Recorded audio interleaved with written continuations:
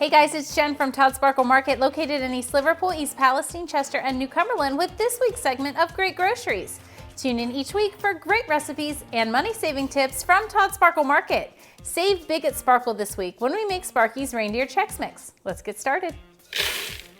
Now in a large bowl, I'm going to combine 6 cups of Tex Mex with some melted chocolate and peanut butter. Once that's well combined, I'll add in 1 cup of boxed brownie batter.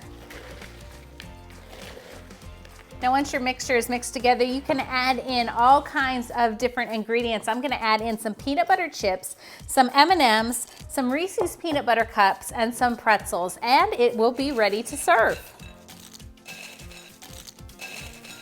Remember, you can always see this recipe made on the web at www.toddsparklemarket.com. Try it out and tell us what you think of it on our Facebook page, facebook.com/sparklemarket.